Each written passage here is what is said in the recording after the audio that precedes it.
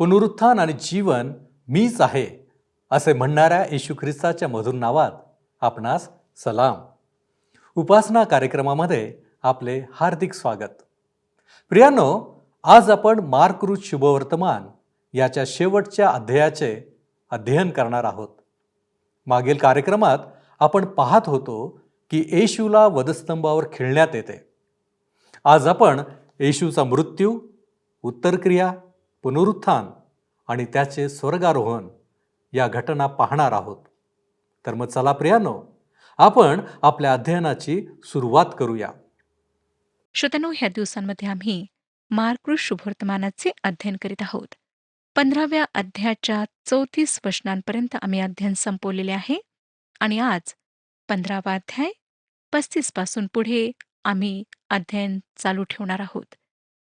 मार्करूत शुभवर्तमान 15वा अध्याय 35 आणि 36 वचने सांगतात, तेव्हा जवळ उभे राहणाऱ्यांपैकी कित्येक जण हे ऐकून म्हणू लागले, पहा, तो एलियाला हाक मारतो आहे.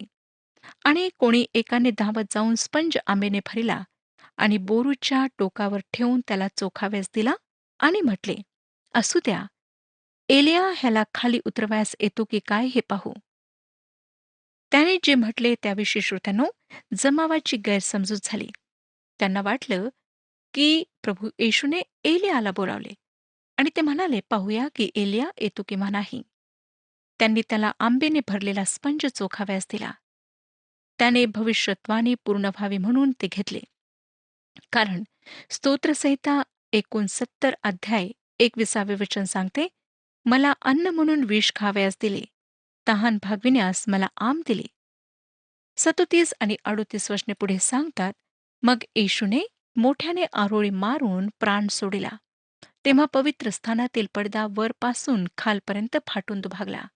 शरीराचे अवयव कार्य करण्याचे थांबले म्हणून तो मेला नाही, तर त्याने स्वतः आपला आत्मा सोपवला. पडद्याचे दुभागणे अनेक याचकांनी पाहिले, कारण ती वेळ संध्याकाळच्या अर्पणाची वेळ होती व हे याचक लोक मंदिरात त्यावेळी सेवा करीत होते. आणि ह्याचा त्यांच्यावर काही ना काही परिणाम निश्चितच झालाच असणार. नंतर आम्हाला दिसतं की अनेक याचकांना ख्रिस्ताचा तारणारा म्हणून परिचय झाला. कारण प्रेषितांची कृत्ये 6वा अध्याय 7वं वचन सांगतं. प्रेषितांची कृत्ये 6वा अध्याय आणि 7वे वचन. मग देवाच्या वचनाचा प्रसार होत गेला. येरुशलेमेत शिष्यांची संख्या फार वाढत गेली. याचक वर्गातीलही पुष्कळ लोकांनी ह्या विश्वासाला मान्यता दिली. ह्यावरून दिसतं की अनेक याचकांनी त्यावेळी प्रभू येशू ख्रिस्तावर विश्वास ठेवला आणि वधस्तंभावर येशू टांगलेला असताना त्यांच्यापैकी काही मंदिरात सेवा करीत होते हे मान्य करायला आमच्याजवळ अनेक कारणे आहेत. ज्यावेळी श्रोत्यांनो प्रभू येशूने आपला प्राण सोडला, तेव्हा पवित्र स्थानातील पडदा वरपासून खालपर्यंत फाटून दुभागला. ही वास्तविकता दुर्घटना नव्हती, परंतु विशिष्ट उद्देशाने ह्या दोहोंना एकत्रित सांगण्यात आले आहे. येशूने आपला प्राण सोडला.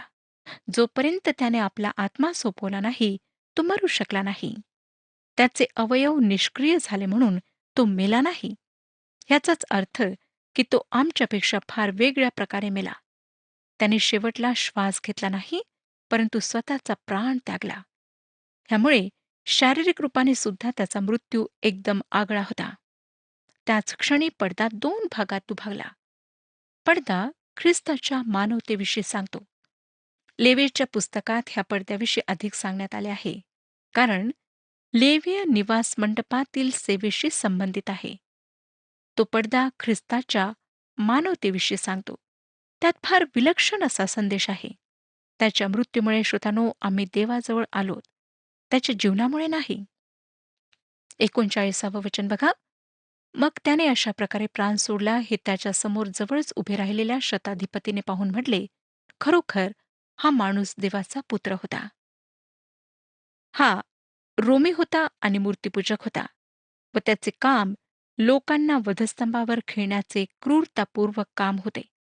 पण ह्यावेळी त्याचे हृदय द्रवले होते हे आमच्या लक्षात येते.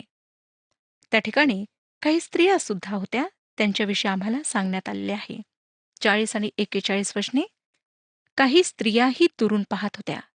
त्यांच्यामध्ये मग्दालिया मरिया, धाकटा याकोब व योसे ह्यांची आई मरिया व सलोमी ह्या होत्या. तो गालिलेत असताना ह्या त्याच्याबरोबर जात व त्याची सेवा करीत असत. ह्यांच्याशिवाय त्याच्याबरोबर एरुश्लेमेस आलेल्या दुसऱ्या पुष्कळ स्त्रिया होत्या. श्रोत्यानो, हे लक्षात घेणे मनोवेधक आहे की वधस्तंभाजवळ येणाऱ्यांमध्ये स्त्रिया शेवटी होत्या व कबरीजवळ येणाऱ्यांमध्ये प्रथम होत्या. त्या दूर उभ्या होत्या असे सांगितले आहे. त्या विश्वासू राहिल्यात. शेवटपर्यंत त्या विश्वासू राहिल्यात. यावेळी त्याचे शिष्य व प्रेषित पांगलेले होते. दुसऱ्या काही स्त्रिया होत्या, पण त्यांचे नाव ह्या ठिकाणी देण्यात आलेले नाही. नंतर श्रोत्यानो, 42 ते 45 वचने सांगतात, ह्या सुमारास संध्याकाळ झाली होती.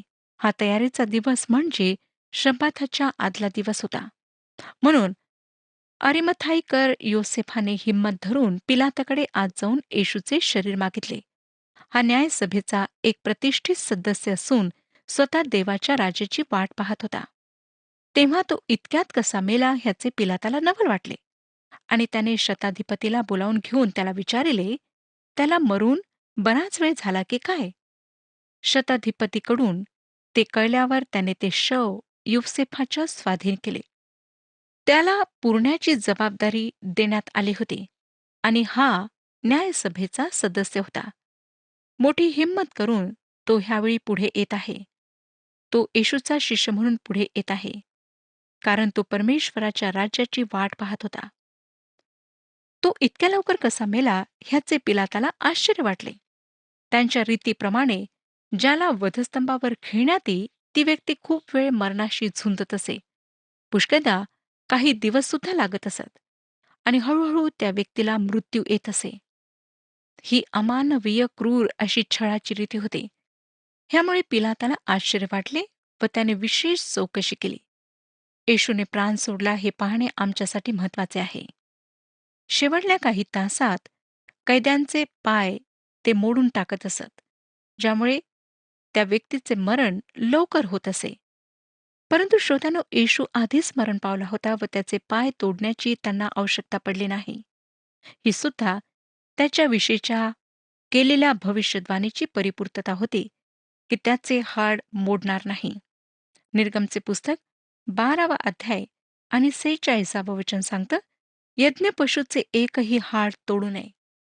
गणनाचे पुस्तक 9वा अध्याय 12वं वचन, त्यांनी त्यातले काहीच सकाळपर्यंत ठेवू नये व त्यांचे हाड मोडू नये. स्तोत्रसंहिता 34 अध्याय 20वं वचन बघा. स्तोत्रसंहिता 34 अध्याय 20वे वचन, त्याची सर्व हाडे तो सांभाळितो, त्यातले एकही मोडत नाही. पिलाताने येशूचे शरीर योसेफाला दिले. शरीरासाठी त्या ठिकाणी ह्या भागात 2 शब्द वापरण्यात आलेले आहेत आणि हे फार मनोवेधक आहे. योसेफाने येशूचे शरीर मागितले ह्यासाठी सोमा हा ग्रीक शब्द आहे. टोमा पहिला शब्द संपूर्ण व्यक्तित्वाविषयी बोलतो व हा शब्द काळजी व कोमलतेला दर्शवितो. पिलाताने शरीर दिले ह्यासाठी जो शब्द वापरण्यात आला आहे तो शव, प्रेत किंवा जनावराचे मृत शरीर असा अर्थ प्रकट करतो. ह्याचा अभिप्रेत असा होतो, हा मृत्यूविषयी एक वेगळा दृष्टिकोन आणि व्यवहार आहे आणि त्यांच्या शरीराविषयी सुद्धा एक वेगळा दृष्टिकोन आहे जे मृत पावले आहेत. योसेफाने जो शब्द वापरला तो शरीराविषयी कोमलतेने भरलेला शब्द आहे. त्याला येशू हवा होता. पिलाताने त्याला जे दिले ते शव होते, प्रेत होते. किती हा फरक श्रोत्यानो! प्रभू येशू ख्रिस्त आमची किंमत ठरवू शकतो. आमची काहीच योग्यता नाही, काहीच मूल्य नाही, परंतु त्याने तुमच्या व माझ्या सोडवणुकीसाठी किंमत भरून दिली. आम्ही ह्या शरीरात कणतो, परंतु आमची शरीरे सुद्धा सोडवलेली आहेत. एक दिवस येणार आहे जेव्हा आम्ही आमच्या शरीराच्या सुटकेला अनुभवू शकू. लक्षात घ्या की योसेफाला श्रीमंत म्हणण्यात आले आहे आणि त्याने ते शरीर मोठ्या कोमलपणे नवीन कबरेत ठेवले. 46वं वचन बघा. त्याने तागाचे वस्त्र विकत आणले व त्याला खाली काढून ते तागाचे वस्त्र त्याच्या भोवती गुंडाळले. मग त्याला खडकात खोदिलेल्या कबरेत ठेविले व कबरेच्या तोंडाशी धोंड लोटून बसविले. त्या कबरेच्या तोंडावर धोंड ठेवण्यात आली होती. मत्ते कृष्णवर्तमान 27वा अध्याय आणि 66वं वचन सांगतं की त्यांनी धुंडीवर शिक्कामोर्तब करून कबरेचा बंदोबस्त केला. पुढे 47वं वचन बघा. त्याला कोठे ठेविले हे मगदालिया मरिया व योसेची आई मरिया ह्या लक्षपूर्वक पाहत होत्या. शोक करणाऱ्या फक्त स्त्रिया होत्या. त्या त्याच्यासोबत शेवटपर्यंत होत्या.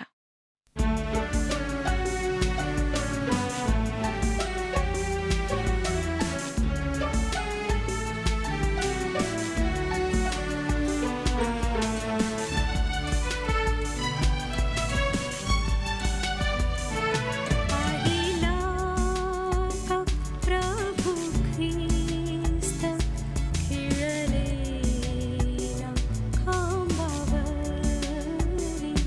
पाहिला का प्रभू ख्रिस्त खिळलेला खांबावरी.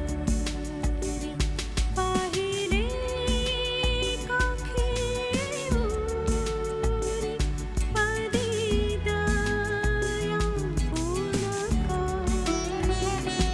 पाहिला का प्रभू ख्रिस्त खिळलेला खांबावरी. पाहिला.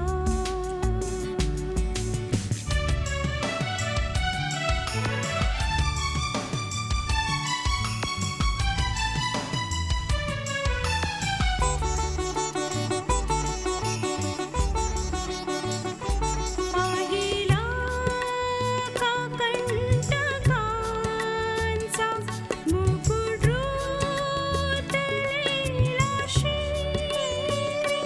पाहिला का कंटकांचा मुकुट रुतलेला शिरी. पाहिले का रक्त गाळी भूमीवारी.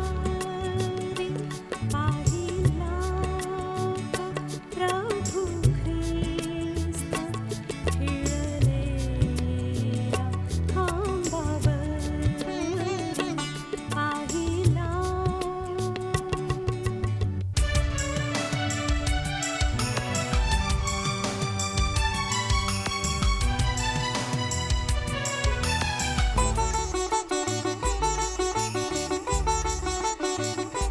पाहिले का तारवया कवनात दुःखवारी. पाहिले का तारवया कवनात दुःखवारी. पाहिले का कोणाकडे प्रेम भारी पाहिता. पाहिला का प्रभू ख्रिस्त खिळलेला खांबावरी. पाहिला.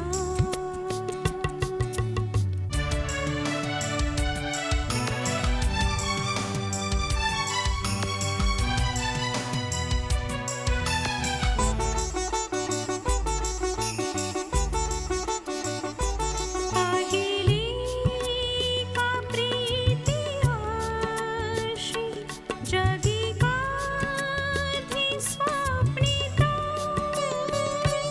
पाहिली का प्रीती अशी जगी कधी स्वप्नित. पाहिले का सर्व जीणे तुवा त्याच्या पदावर. पाहिला का. आता श्रोत्यानो, आपण मार्क वर्तमानाचा शेवटला अध्याय म्हणजे 16वा अध्याय अभ्यासणार आहोत. येशूचे पुनरुत्थान व स्वर्गात वर जाणे ह्या अध्यायामध्ये आम्हाला पाहायला मिळते. येशूच्या शरीराचे पुनरुत्थान ख्रिस्ती विश्वासाच्या सिद्धांतापैकी सर्वात महत्वाचा सिद्धांत आहे. प्राचीन शुभवर्तमानाचा तो केंद्रबिंदू आहे. प्रेषितांच्या कृत्यातील प्रत्येक संदेश हा शुभवर्तमानाचा संदेश आहे. ह्या विषयावर प्रत्येक वक्ता संदेश देतो. प्राचीन मंडळ्या ह्यावर निरंतर प्रचार करीत, परंतु आज पुनरुत्थानाविषयी फार कमी संदेश दिल्या जातात. पुनरुत्थानाच्या दिवशी एखादा संदेश देण्यात येतो. तो उठला आहे ह्या थरारून टाकणाऱ्या संदेशाने रोमन साम्राज्यातील पापी व सुस्त पिढीला हालून सोडले. त्याने त्यांची उलथापालथ केली आणि ते जगाला त्याविषयी सांगण्यास गेले. आज जर मंडळी ह्या सत्याचा अधिक विश्वासाने आणि तत्परतेने प्रचार करील तर थोडी बहुत आशा आहे.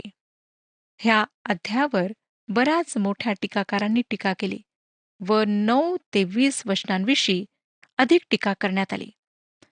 पुराणमतवादी व उदारमतवादी हे प्रश्न उपस्थित करतात. वेस्कॉट आणि हॉट हे आपल्या ग्रीक लेखनातून ह्याला वगळतात, परंतु ते ह्याला संक्षिप्त प्रमाणात लिहितात. नेस्ले सुद्धा ह्याच पद्धतीला वापरतात व ह्याला नेहमीच्या लेखनापासून थोडे दूर ठेवतात. काही उदारमतवादी मात्र पूर्णपणे वगळतात. हे खरे आहे श्रोत्यानो की 2 लिखाणातून ह्याला पूर्णपणे वगळण्यात आले आहे. ॲलेफ आणि व्हॅटिकन ह्यांच्या लिखाणात मार्क ट्रुथ शुभवर्तमानाचा शेवट 16व्या अध्यायाच्या 8 वचनाने होतो. ह्याद्वारे नवीन कराराच्या परिचयाविषयी चर्चा करण्याचा माझा उद्देश नाही, परंतु वचनाचा जो अर्थ आहे त्याकडे आम्ही लक्ष लावावे हा माझा उद्देश आहे. माझा विश्वास आहे श्रोत्यानो की ही शेवटली 12 वचने प्रेरित केल्या गेलेल्या पवित्र वचनाचा भाग आहेत व त्याला पवित्र शास्त्रातील इतर भागाप्रमाणे आम्ही पाहिले पाहिजे. ह्या ठिकाणी सुद्धा मार्क संक्षिप्त व स्पष्ट रूपात लिहितो. आता आपण रूपरेषा पाहूया. 1 ते 4 वचनांमध्ये रिकाम्या कबरेजवळ स्त्रियांचे येणे, 5 ते 8 वचनांमध्ये येशू उठला आहे ही स्वर्गदूताद्वारे घोषणा करण्यात येते. 9 ते 18 वचनांमध्ये येशूचे प्रगट होणे आणि 19 आणि 20 वचनांमध्ये येशूचे स्वर्गारोहण आम्हाला पाहायला मिळते. पहिलं वचन वाचूया. नंतर शब्बात गेल्यावर मगदालिया मरिया, याकोबाची आई मरिया व सलोमी ह्यांनी तिकडे जाऊन त्याला लावण्याकरिता सुगंधद्रव्ये विकत घेतली. हा सप्ताहाचा पहिला दिवस अर्थात रविवार होता आणि सकाळची वेळ होती. ते त्याच्या शरीरावर सुगंधित द्रव्ये लावू शकले नाहीत. बेथनी येथील मरियेने नाही, परंतु ह्या स्त्रियांनी सुगंधित द्रव्ये, तेल व्यर्थ खर्च केले. कारण जेव्हा त्या कबरेवर आल्यात तेव्हा येशू तेथे नव्हता. तो पुन्हा जिवंत झालेला होता. 2 ते 4 वचने बघा. आणि आठवड्याच्या पहिल्या दिवशी भल्या पहाटे सूर्योदयाच्या समयी त्या कबरेजवळ आल्या. तेव्हा त्या एकमेकीस म्हणत होत्या, कबरेच्या तोंडावरून धोंड आपल्याकरिता कोण लोटील? त्यांनी वर पाहिले तर धोंड एकीकडे लोटलेली आहे असे त्यांच्या दृष्टीस पडले. ती तर फारच मोठी होती. श्रोत्यानो, शब्बात सूर्यास्त झाल्यावर समाप्त झाला. ज्या स्त्रिया वधस्तंभाजवळ होत्या त्याच कबरेवर आल्यात. त्या वधस्तंभाजवळ शेवटी तर कबरेवर प्रथम आल्यात. शिष्यांची वागणूक फार वेगळ्या प्रकारची होती. त्यांना असं वाटत होतं की सगळीकडे शांतता पसरल्यावर त्यांच्या जीवाला धोका राहणार नाही, तोपर्यंत लपून राहिलेले बरे. काय कबरेवर जाण्याचा त्यांचा उद्देश होता? त्याविषयी आम्हाला काहीच पुरावा सापडत नाही. असं वाटतं श्रोत्यानो की त्या कबरेवर जाण्याचा कोणाचाच उद्देश नव्हता. अगदी मोठ्या पहाटे ह्या स्त्रिया येशूच्या शरीरावर मसाले लावण्याच्या उद्देशाने कबरेवर गेल्यात. परंतु कबरेवर धोंड असल्यामुळे त्या जाऊ शकत नव्हत्या. परंतु त्यांची समस्या सुटलेली होती. ती धोंड आधीच दूर हटलेली होती. येशूचे शरीर तेथे नव्हते. पुनरुत्थानाची पहिली घोषणा करण्यास स्वर्गीय संदेशवाहक त्या ठिकाणी होता. कबर खाली होती हे फार चांगल्या प्रकारे पाहून निश्चित करण्यात आले.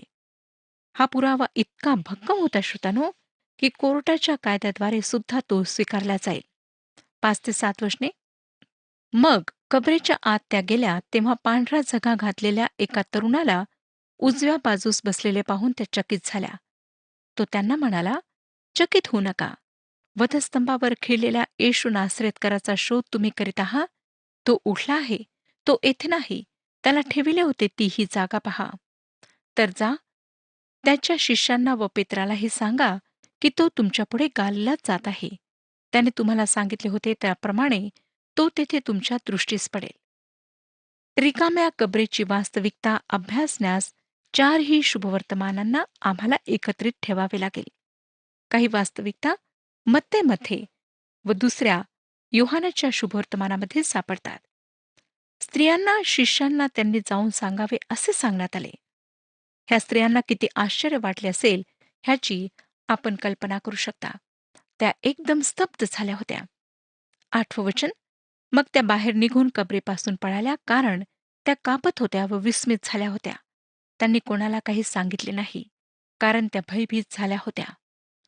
श्रोत्यानो, अशा प्रकारे आम्हाला दिसतं की प्रभू येशू ख्रिस्त जिवंत झाल्यामुळे वेगवेगळ्या प्रकारच्या भावना प्रकट झालेल्या आहेत.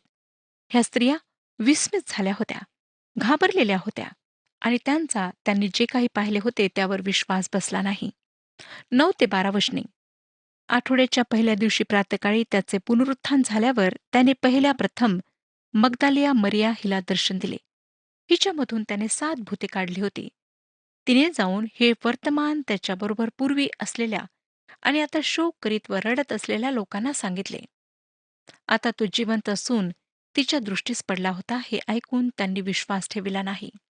यानंतर त्यांच्यापैकी 2 जण अरण्यात चालले असता त्यांना तो दुसऱ्या रूपाने प्रगट झाला.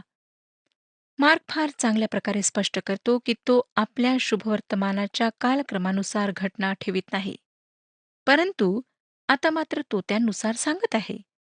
प्रथम मरिया मग्दलेनेला त्याने दर्शन दिले. शिष्यांनी तिच्या बोलण्यावर मुळीच विश्वास ठेवला नाही. त्यानंतर दुसऱ्या 2घांना त्याने दर्शन दिले. लूक ह्याचे वर्णन करतो. 13 आणि 14 वचने बघा. त्यांनी जाऊन इतरांस सांगितले तरी त्यांनी त्यांच्यावरही विश्वास ठेवला नाही. नंतर 11 जण जेवावयास बसले असता त्यांनाही तो प्रगट झाला आणि ज्यांनी त्याला उठलेले पाहिले होते त्यांच्यावर त्यांनी विश्वास ठेविला नाही, म्हणून त्याने त्यांचा अविश्वास व अंतःकरणाचा कठीणपणा याविषयी त्यास दोष लाविला. मार्क सविस्तर माहिती लिहित नाही, परंतु ह्या घटनांमध्ये तो क्रम मात्र सांगतो. 15वं वचन, मग त्याने त्यांना सांगितले की सर्व जगात जाऊन संपूर्ण सृष्टीला सुवार्तेची घोषणा करा. हे शुभवर्तमान कृतीचे शुभवर्तमान आहे, हे मी आधीच आपणाला सांगितले. आता तो त्यांना कृती करण्याकरिता सांगत आहे. त्यांना जायचे आहे आणि त्यासोबत आम्हाला सुद्धा तो सांगत आहे की देवाकरिता आम्ही कृती करणारे लोक व्हायला हवे. श्रोत्यानो, परमेश्वराचे वचन इतरांपर्यंत पोहोचविण्याकरिता आम्ही काय करीत आहोत हे आम्हाला पाहायचे आहे. हेच आमचे कार्य आहे.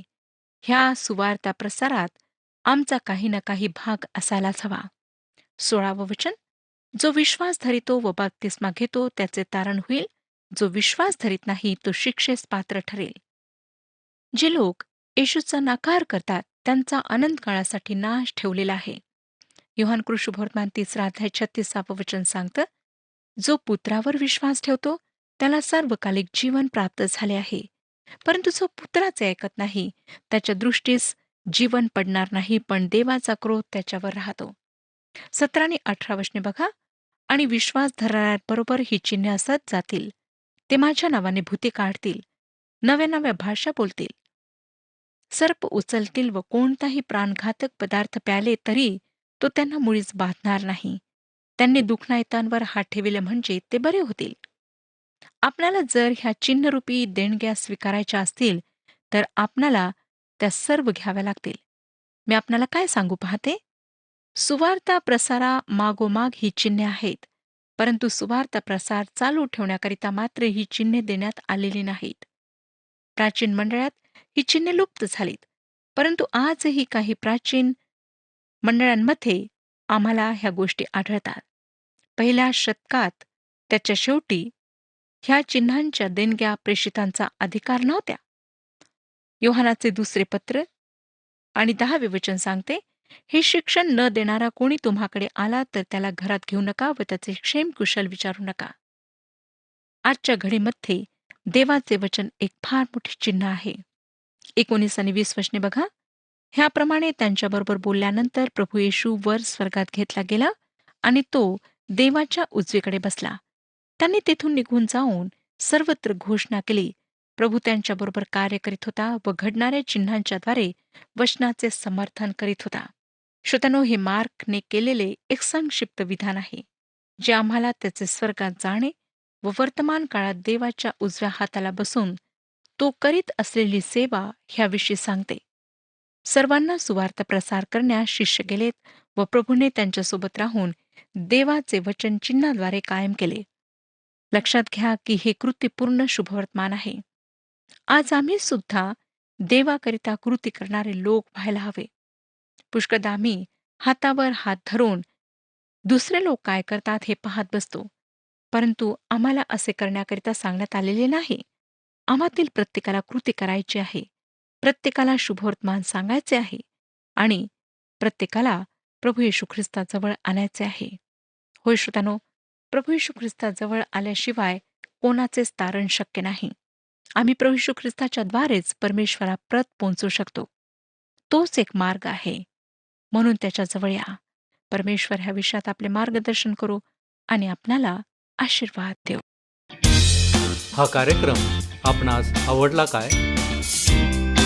आता आम्हाला एक मिस कॉल करा आणि आपण पुढील विजेता होऊ शकता.